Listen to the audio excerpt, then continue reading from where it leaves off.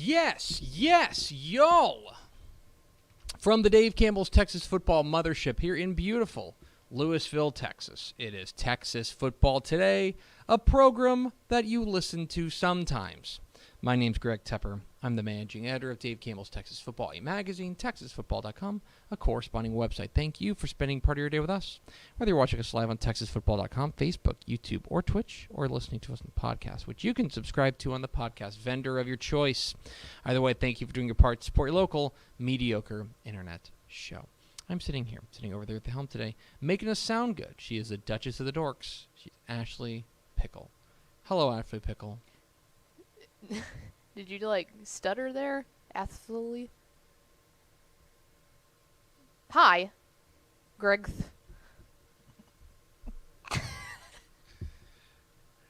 I just saying, you had a lisp going on there. My name's not a good name to have a lisp with. It comes out bad. And sitting to my right is my friend, the president of Next Level Athlete, recruiting analyst here at Dave Campbell's Texas Football. It's Greg Powers. Hi, friend Greg. What's up, y'all? Hi. Am I not friend? Hoping for some friendly fire over here. Jeez. I think I'm staying out of the middle of this one. Today is Wednesday, December 1st, 2021. Yeah. December. We're in month 12. It is 358 days till Thanksgiving. Happy birthday to Cowboy Killer Deshaun Jackson. Episode 1292. On today's show, guys, Powers is here, so we're going to do This Week in Recruiting, if Pickle will let us. Yeah, I don't know if she's going to stop down the show anytime I stumble over a word. I could. Then we're going to show you our Parker University Spotlight. I had an opportunity to talk with a couple of medical professionals over there at Parker University about injury prevention and injury and how to injury rehabilitation for athletes. We'll hear from them. And then back half the program, Powers caught up with Highland Park quarterback Brennan Storber. So we will hear from the Scots QB coming up here at the back half of the program. This show is on tape, so we do not there's have no first four through the door. Sorry. We're the first three through the door today. Yeah, first three through the door Pickle, are Greg, and Greg. Greg squared. The Greg duo. The Gregs. We'll keep working on that. It'll come to me eventually. What's up with her today? I don't know. Greg and Greg seems fine to me. I was going to say, I've never had a problem with that. Yeah. I'm Greg Tepper. That's Greg Powers, and this is This Week in Cruton. He's getting more confident, which I love. It's This Week in Recruiting with Greg He Powers. warmed up today. Follow him on Twitter at GPowersScout. Follow Next Level Athlete on Twitter, Next Level D1C. His fine work at TexasFootball.com/recruiting. And, of course, it's brought to you by our good chicken friends at Chicken Express. Chicken Express. It's December, so eat Chicken Express. Right? Yes. Also the other 11 Greg months. Tepper for salesman. Also the other 11 months. Well, I mean, it's Wednesday. That's a great day to eat Chicken Express because by Wednesday you're looking for the power you need to hump day. get you through the rest of the week. It really is. Yeah, think of Chicken Express as like an energy bar. Yeah. You know what I mean? It's Your like for your soul. It is. It's your It's a your soul soul's energy bar. bar. Chicken Express. Energy bar for your soul. It's This Week in Recruiting with Greg Powers and Next Level Athlete. Going to run through the latest and greatest news and notes from the world of recruiting. Ooh. We're going to start. It's a big week. Oh, it's crazy. We're going to start with our prospect on the rise. Our prospect on the rise is Kamari Terrell, the cornerback from Killian Shoemaker. Just finished up his senior year. His recruitment is coming down the stretch, and it is only heating up. He has added 3 SEC offers in the month of November. LSU, Mississippi State, and Mizzou. He also has a Baylor offer. This guy there is no doubting the speed on this young man. He certainly has the top end, velocity that you're looking for in a cornerback. Well, I mean, this is the next great defensive back to heat up down the recruiting home stretch, and you can point to guys in the last couple seasons like Enos Rakestraw, who went to Missouri, Marvin Covington, who went to TCU, and now you have Kamari Terrell emerging here towards the last few weeks before National Signing Day. Defensive back just seems to be one of those positions where guys can have a big senior year, and start to pick up a lot of offers and a lot of attention because they're so hard to find, right? To put a guy on an island that have skill set that to combine speed with size is hard to find. And he had a really good senior year. He's proven that he can run on the track. He's got verified times. So he has the perfect recipe for picking up recruiting attention, and he's added 3 SEC offers here recently. Great job by Baylor, I guess, to be his first offer back in June. They saw something that the rest of the colleges didn't see to kind of get a leg up in his recruitment, but now he's got some really serious options to consider. And I think it comes down to, at this part of the recruiting process, you are going to see these guys add offers. Who's the most serious about wanting to add him to the roster, right? Like, who really says, we need you, you should come here? I think that's the school that wins out, and will he have enough time to make a decision before the early signing period begins, or will he be one that lasts until February? Those are a couple questions that I would like to see answered here over the next couple weeks as it relates to Kamari Terrell's recruitment. Well, and correct me if I'm wrong, and because we are in a brave new world here with the early signing period, but with a guy like this, where his recruiting is obviously like it's on the upswing, right? Would it behoove him to wait until National Signing Day instead of signing in the early signing period, or does that not really matter? If he's got the offer he wants, then he should. Well, he's got a couple of weeks here to take official visits, right? Who does he see in the next 2 weeks? That'll be a strong indicator of what he's going to do. Has he already narrowed it down to like, hey, these are the 2 schools that I want to see, or this is the 1 school I have to see, and if this visit goes well, then I'm ready to pull the trigger. Because you do take a risk waiting past the early signing period now. Is do you have an offer after that, or will they just go ahead and find someone else? There is some pressure for some of these guys to go ahead and make a decision, and the colleges definitely feel more comfortable with having that wrapped up, before February. You'll see some schools take the strategy of waiting, but by and large, most of these schools want to try to get the large bulk of their class signed in December, because it takes the pressure off of the coaches on the road. They can refocus and start to dial in on the younger kids, because it's not going to be too long before you start to see these 2023 kids taking official visits in the spring. Right. So the timeline has shifted dramatically, and they like to have it done. Let's move on to our commit of the week. Our commit of the week, probably there's a lot of recruiting news across the state. This is probably the biggest one, and that is that Frisco Liberty wide receiver Evan Stewart has announced that he is committed to Texas A&M. He chose Texas A&M over Texas and Alabama. This is a guy who checks in at the number 3 spot in the DCTF Hot 100, a new DCTF 5-star, and a guy who was a one-time Texas commit, decommitted, now is committed to the Aggies, and another big win for the Aggies on the recruiting trail, beating out not only in-state rivals, but also SEC West rivals like Alabama. A huge addition. I mean, I can't say enough. This guy gives them an element that I think that you saw Alabama having in a Jalen Waddle type of player. Evan Stewart brings a lot of speed to the table. He gets a lot of great separation at the top of his routes, which makes it hard for defensive backs, to lock him down. If the Texas A&M offensive line can give the quarterback adequate time to find a receiver down the field, Evan Stewart is going to be open often. I would compare his game. I said Jalen Waddle, but he's kind of like a Jalen Waddle, Garrett Wilson type of receiver in the Lone Star State. He will remind a lot of fans of that type of guy, and that's the reason why he is the 4th DCTF 5-star in the 2022 cycle, leaving us 1 spot remaining for the number 5 prospect to pick up 5-star status, and we're really just waiting to see how the playoffs shake out. Right now, Cade Klubnik is in that number 5 spot. You have Harold Perkins at number 6, Malik Silla at number 7, Bryce Anderson at number 8, and Cameron Dewberry at number 9. I think those are the guys that are most seriously in this conversation. And as a matter of fact, the DCTF Hot 100 was updated last night at midnight.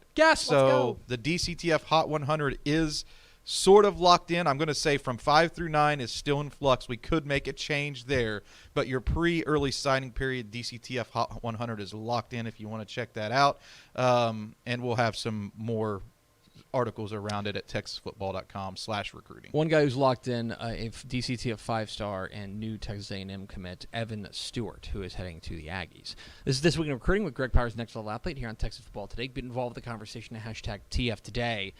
Let's get to our underclassman of the week. Our underclassman of the week is North Mesquite wide receiver Cordell Russell, this is a grander conversation because he committed to TCU, which is great for the Horned Frogs, but more importantly is who he decommitted from and then committed to. He was an SMU commit. He was part of, was this Thursday or Friday? One of the days, or maybe last Wednesday. One of the days, SMU started hemorrhaging recruits. Right. Hemorrhaging commitments, getting a ton of decommitments. One of those was Cordell Russell, who is a DCTF 4-star prospect, number 47 in the DCTF Hot 100. This is a guy who then obviously followed Sonny Dykes, Rashad Samples over to TCU. I suppose that's why they hired Sonny Dykes, right? Is talent acquisition, and he's doing that. He's getting it going there in Frogtown. And Dykes wasted little time in hiring Rashad Samples and Brian Carrington on staff at TCU too, and I think that's going to pay immediate. Well, it already is. It is paying immediate dividends on the recruiting trail. The wave of decommitments you saw at SMU were all guys whose Samples had a heavy hand in getting onto that SMU commitment list. Guys like Chase Biddle, Jordan Hudson, Savion Red, CJ Nelson. All these guys decommitted, right away from SMU once the news was kind of out that Dykes was going to be leaving. We've already saw two of those guys, and Cordell Russell. We saw two of those guys now already have committed to TCU, and Russell and 4-star wide receiver Jordan Hudson. Disclaimer, Jordan Hudson, who committed in the class of 2022, is the third highest rated commit for TCU in the past 5 years. We've already seen that Dykes can pull in remarkable recruiting classes at SMU with guys like Preston Stone, et cetera, who were some of the highest rated commits in the history of SMU, going back to predating, online recruiting rankings. I think that they're going to have a significant impact there at TCU. I've got my eye on all these guys possibly looking to flip or on flip watch for TCU. As a matter of fact, CJ Nelson was committed to TCU before he committed to SMU. So, there's got to be a lot of smoke there, right? But as it relates to Cordell Russell, this guy's earned the nickname Baby T.O. I love it. So he's a DCTF 4-star in the class of 2023. He has game-breaking ability to be able to stretch the field vertically and brings a lot of skill sets to the table that are unique, and he's been compared to a lot of former Texas high school football great wide receivers, and he's just getting started. So he's got, he's got another year of high school ball left, and I think that he's going to be really good. And if TCU can hang on to his commitment, I think that, they're going to do a good job, I think, especially recruiting the wide receiver position on the offensive side of the ball. They're going to have to back that up with some defensive recruits, but I don't think that TCU fans are going to have to be worried about what TCU is going to be bringing in talent-wise on offense. I have a theory, and I want to run it by you. Because you're seeing this at Tech, obviously hiring Joey McGuire, but also bringing in David Wetzel. Not David Wetzel, but Kenny Perry. Kenny Perry to be the associate head coach, right? Obviously, what Jeff Traylor's doing down there at UTSA. Now what you're seeing at TCU with bringing in Rashad Samples and Brian Carrington. Brian Carrington, of course, the former Texas director of player personnel, director of recruiting. Yeah. One of those titles, right? In charge of recruiting, basically. All of these staffs, what they are all doing is they're all trying to build a Texas high school football relationship Death Star. They're all trying to get all of their relationship guys in, and that's always been the case, but it seems so apparent to me and so clear what's going on here. I want to be very clear. Kenny Perry's a really good coach too. He brings a lot of X's and O's knowledge, but one of the reasons he's going to be in there is because of his relationships. One of the reasons Joey McGuire wants him is because of the relationships he has. He kind of strengthens those bona fides. Obviously, what TCU's doing, bringing in Carrington and Rashad Samples, all these programs now, I think that coaches, especially here in the state of Texas, I think that athletic directors are going farther away from scheme and going closer to recruiting and talent acquisition. Maybe that's different at at the what's the Power 5, which is basically Texas and A&M at this point. But these the other 10 schools, it feels like what they're all trying to do is build a recruiting Death Star and saying, okay, we're going to go get the guys who have the ability to recruit the state of Texas the best, and we're going to acquire that kind of talent that can go get us that other talent. Does that make sense? Yeah, it does make sense, and I think something that TCU did that was really savvy in its basically deployment of head coaches into the streets to do recruiting is that they gave Brian Carrington a spot where he can travel and go and see people. Kenny Perry is a well-traveled coach. He was at TCU, Kansas, coached in the XFL, SMU, and now Texas Tech. He has a little bit more street cred, I think, as it relates to being an X's and O's type of guy. But you know, anybody that's followed Texas high school football for the last 20 years knows that everybody loves to be around Kenny Perry, right? All the Texas high school coaches like him a lot. He's in that fraternity, so to speak, you know. I agree with you. I think that relationships are the most important factor when it comes to recruiting. I look at relationships, number one. Can I get on the field? Yeah. Number two, do I fit the scheme and the culture? 3 and 4. You know, if you can build a relationship and then prove that this is the right spot for you to make an impact, then you're going to have a leg up. And there's a larger conversation to be had, and we have it in the offseason too, about like where this started. Coaches have always been trying to build up their Texas high school football bona fides, but I would go back and I think where it really started, at least this modern era of it, is Matt Rule. And I think when Matt Rule brought in Joey McGuire and David Wetzel, because he's, you know, I've said it before, I'll say it again, Matt Rule, great guy, I like him a lot. He's a Yankee. You know what I mean? Like, right. he's a carpetbagger. He came down. He didn't have any Texas connections, so he went and he hired Texas connections and bought relationships, basically. I'm going to trump you on this. Oh, yeah? Yep. I'm going to say that Charlie Strong started it. Interesting. With the hiring of Jeff Traylor. And Jeff Traylor was, in year one, the Big 12 Recruiter of the Year. And when Matt Rule got that job, he saw the impact of what Jeff Traylor had and said, I got to get Joey. Okay. You know, so those two guys who are now head coaches in college football. And Jeff Traylor is a guy that has head coaching potential. You could see it at Gilmer in college. As a matter of fact, I had a conversation with him in the tunnel after one of their state championship games and I say, Coach, I can't wait to follow your career in college. Just listening to him speak reminded me of a college football beat. But those two guys, I think those, if you're making a Mount Rushmore of pointing to Texas high school football coaching greats that have went on to be successful assistant coaches and then promoted, those are the two guys who are on the Mount Rushmore. And I think that's a trend that's only starting for now. Anyway, that was something I thought about a lot this weekend. Let's get to our recruit of the week. Our recruit of the week is Tyler Legacy running back Jamarian Miller.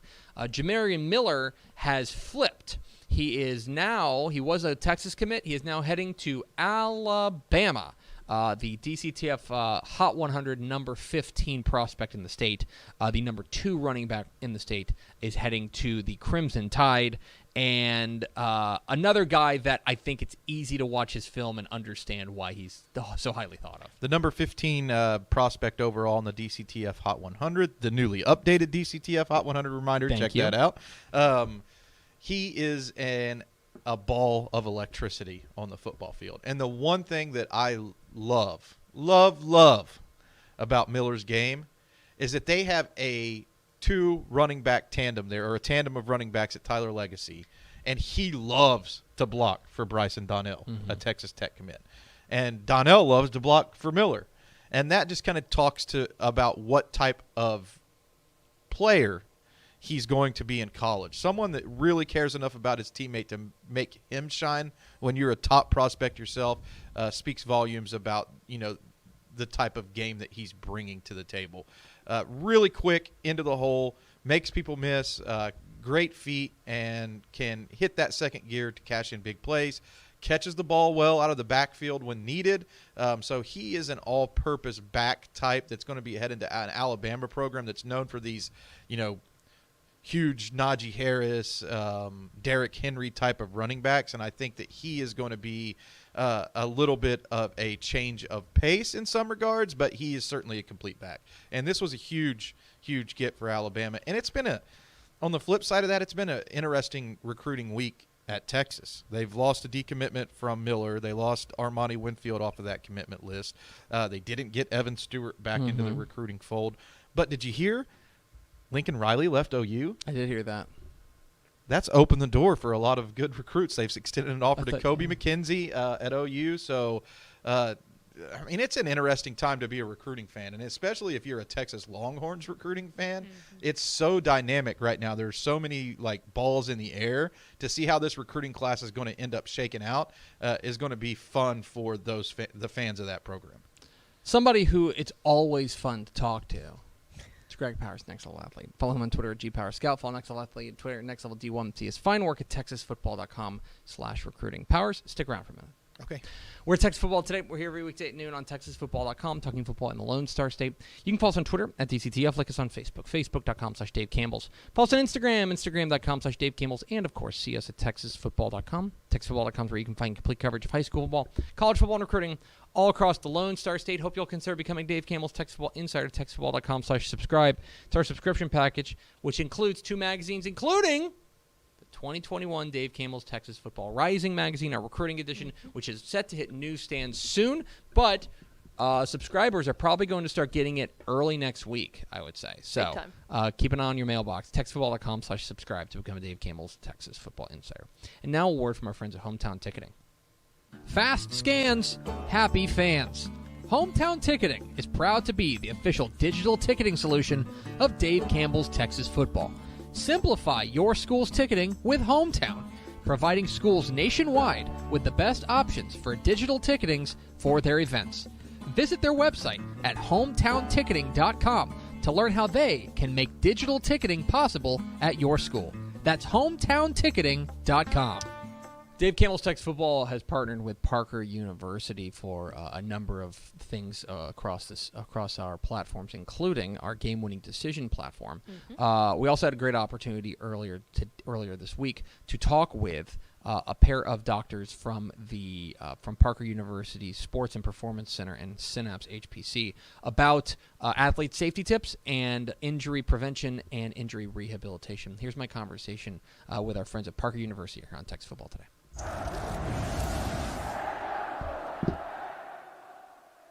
Dave Campbell's Texas Football is proud to team up this year with Parker University Sports and Performance Center and the Synapse HPC to honor some game-winning decisions from great players across the state of Texas. And here to talk a little bit about it are some of our friends from Parker University Sports and Performance Center. We're joined by Dr. Davis McAllister. He is a sports performance specialist over there. Dr. McAllister, how are you? I'm doing great.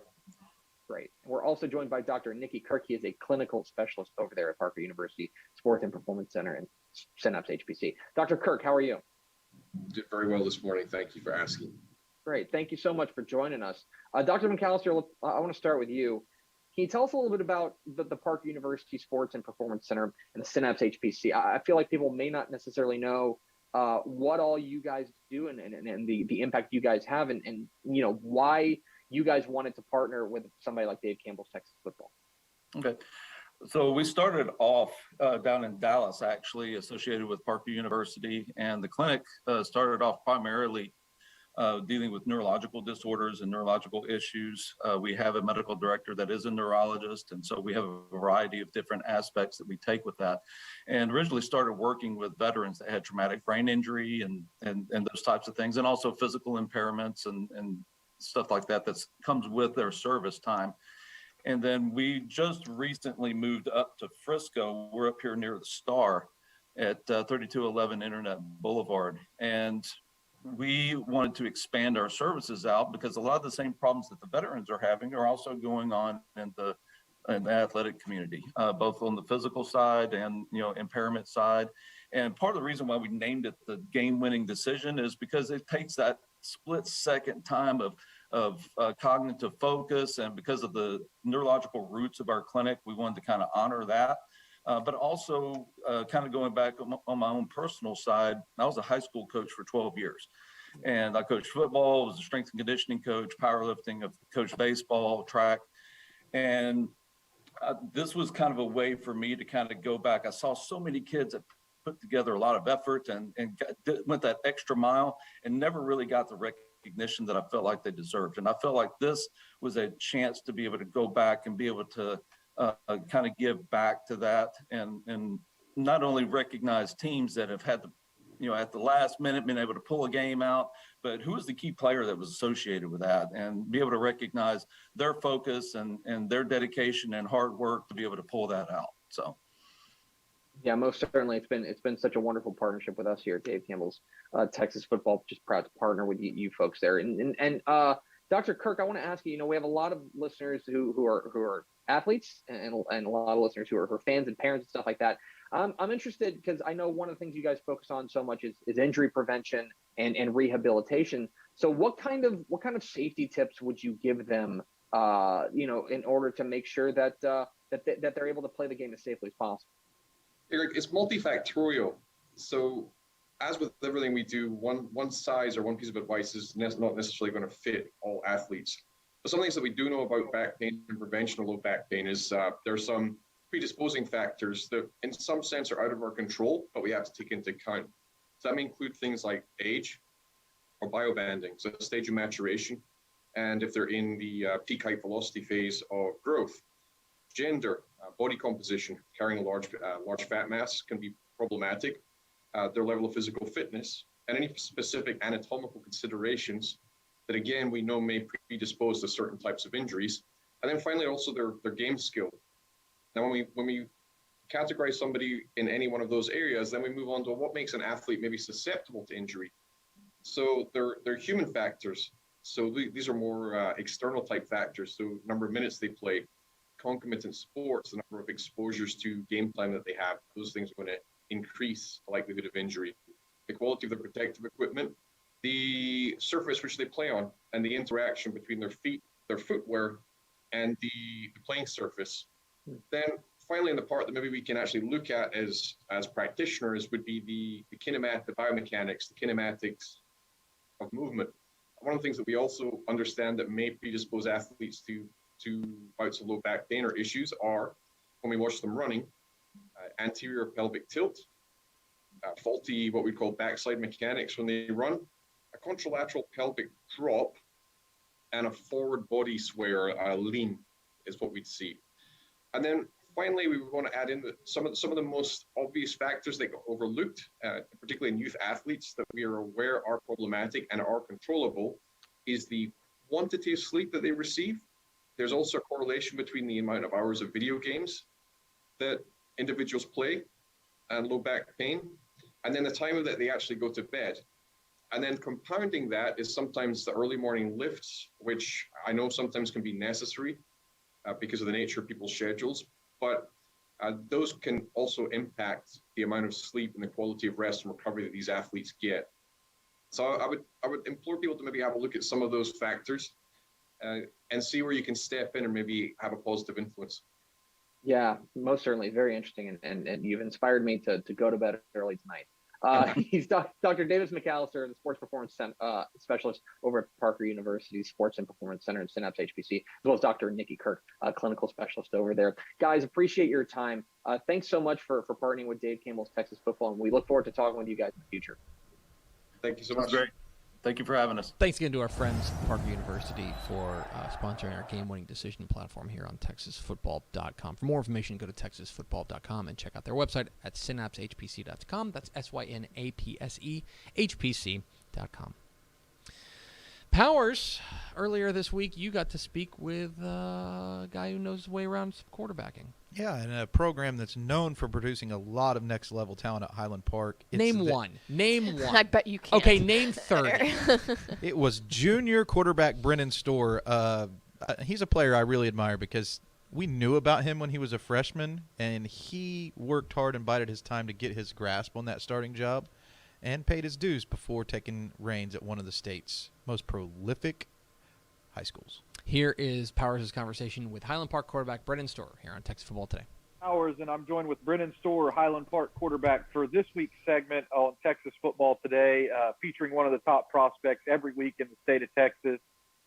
Brennan, I know that the wounds are a little bit fresh. You guys just got be in the playoffs, but you personally had a big year. And before we kind of start to talk about, your personal game and all that stuff, just kind of recap what it was like going out there and playing with your seniors, being a part of a huge tradition at Highland Park. Just kind of recap what it was all like.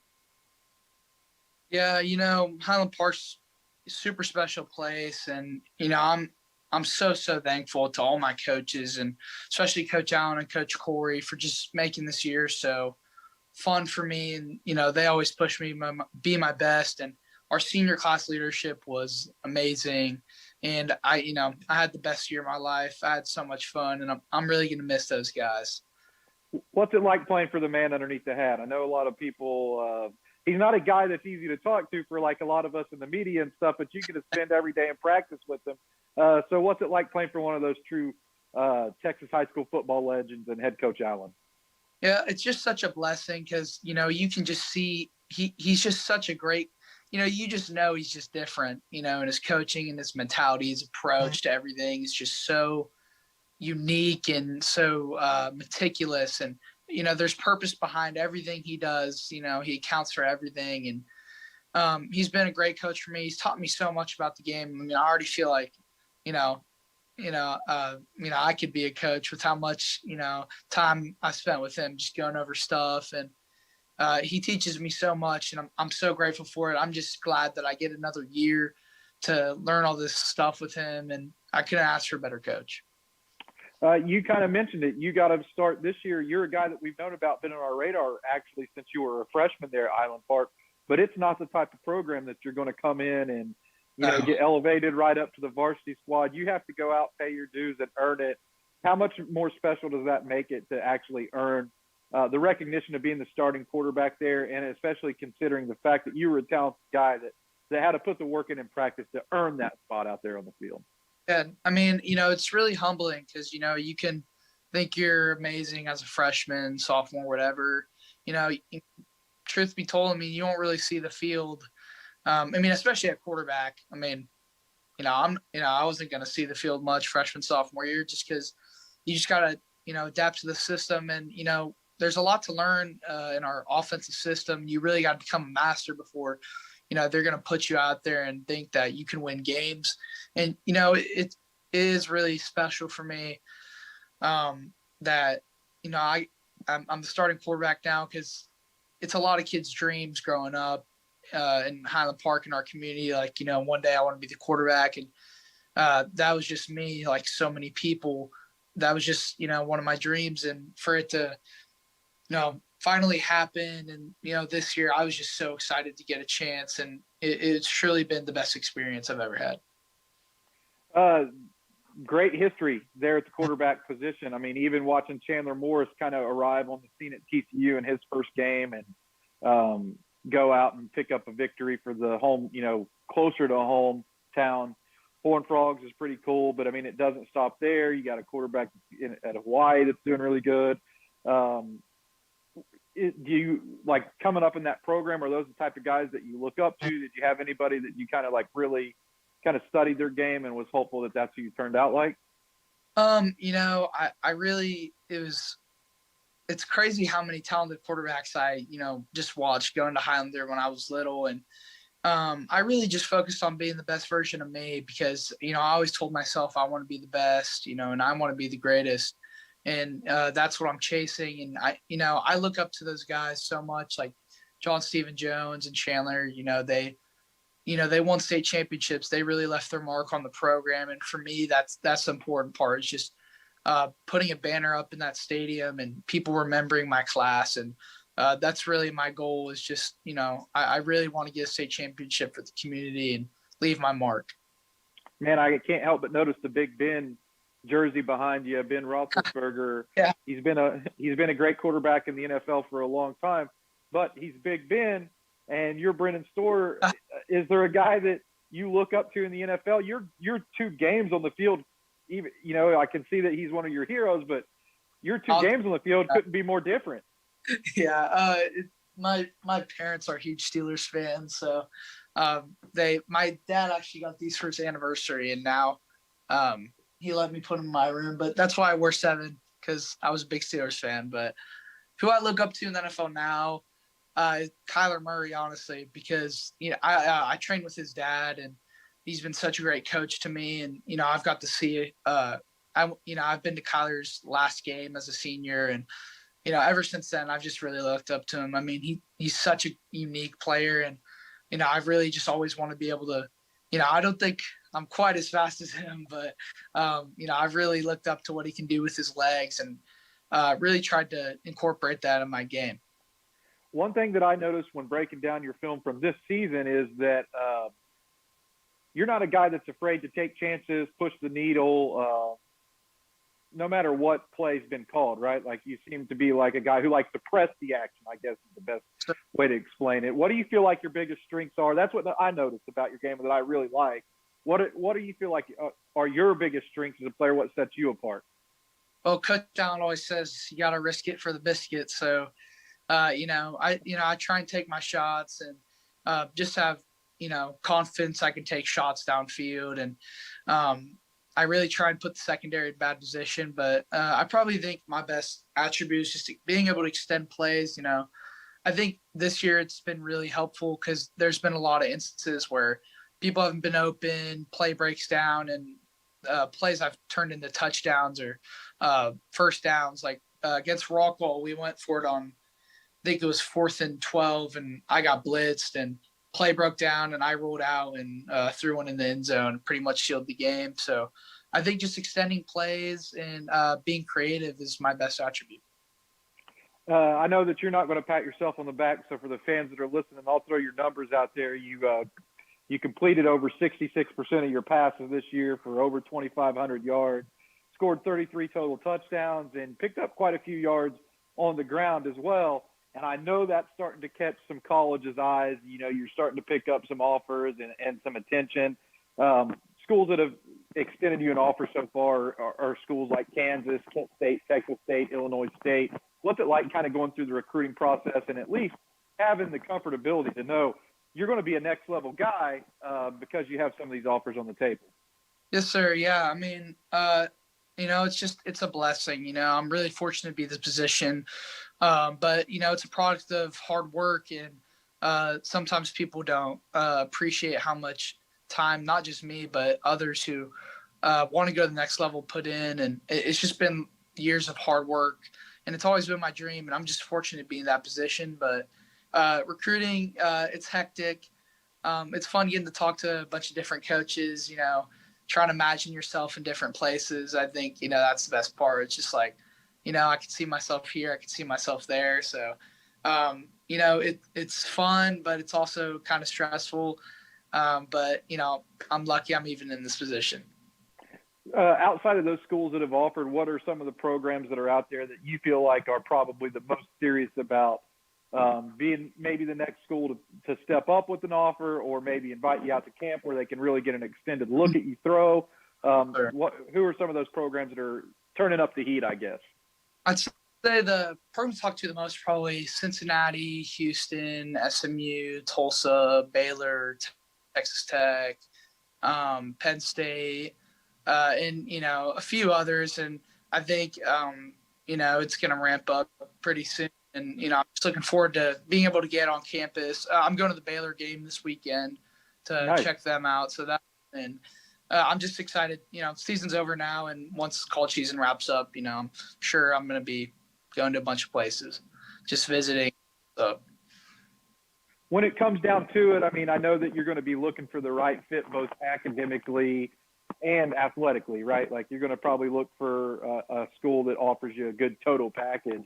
But is there something out there that you feel like that is really important to you in the decision making process that may be different, or do you have to have a Whataburger? I mean, what is something that you feel like that you would really be looking for personally to try to set maybe a school apart from the pack? Man, yeah, it's a hard question. I would say for me, it's really just, strong team bond, that like the culture, because, coming from my high school, at Highland Park, we have such rich tradition and cultures, and it makes it really special and fun to be in that program. And, I'd like to be somewhere where there's, a great culture, and lots of traditions set, because that, it's something I really value. And then just belief.